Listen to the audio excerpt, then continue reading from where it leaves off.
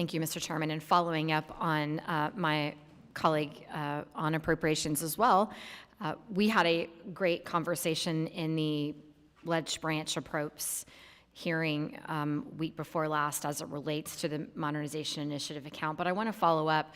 You mentioned in that hearing that the largest increase in the line item for modernization projects, some of which have received that initial funding from the MIA account. What projects are these funds being used for, either to continue the projects or to maintain those projects that are currently under process? So for our LIMS work, that is a continuation of funding, as well as the comparative print suite, that's sustainment and modification, user request and other modification requests that we receive, the maintenance piece.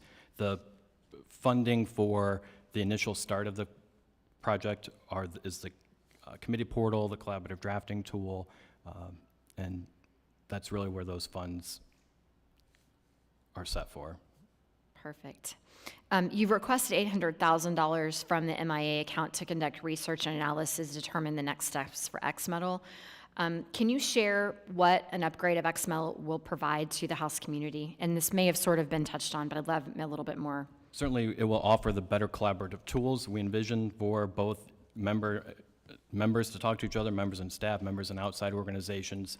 But really, XMetal, if you've used it, it is clunky and outdated, and we use it in the clerk's office, and when we're producing big bills, it's a time waste and it's challenging. Certainly Appropriations Committee uses it a lot when they're under deadlines to create big bills, and so the goal is to have a more efficient and faster system that will enable everybody to do their work better. So it's not a big shiny object project, but it will make a world of difference to the underlying foundation of how we do work.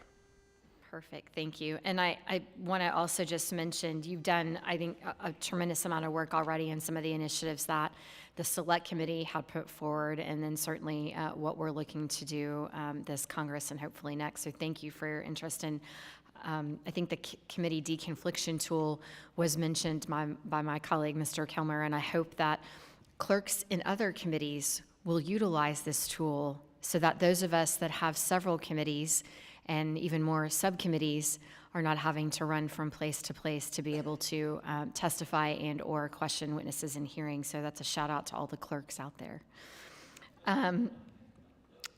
Lastly, I want to talk a little bit about AI and data governance, which is something I know that your office has been looking into. We both agree that we need some sort of formal governance framework.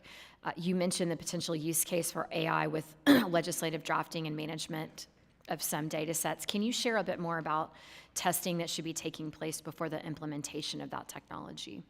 We would want to make sure that everything is thoroughly tested before it's introduced into the legislative process. Certainly, we don't want anything to be any damage to be done based on any sort of tool. So, like everything, we would make sure it fits into the legislative ecosystem appropriately and has gone through the thorough vetting and testing that's necessary for it to be able to be useful to everybody.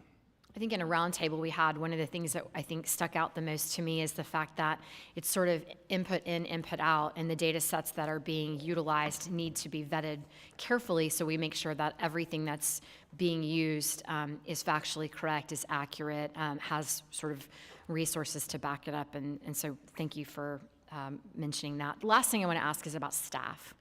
Can you talk a little bit about how many staffers that you believe to be maybe 5 years out from retirement, and what are you doing for sort of succession planning for those key roles that you may have looking for retirement in the future? So we have identified the mission critical staff and have succession plans in place. We utilize cross-training and place a big emphasis on cross-training, as well as documentation. So one of the projects that a former clerk embarked on was making sure we had job manuals for each of our jobs so that we could reference them when we lose staff who have been here 35, 40 years. They walk out with all of that institutional knowledge. So the ability for us to capture that and make it available. I use those manuals from time to time, especially when it comes to enrolling type issues that come up, and so they've been extremely valuable and something that we place a big emphasis on still.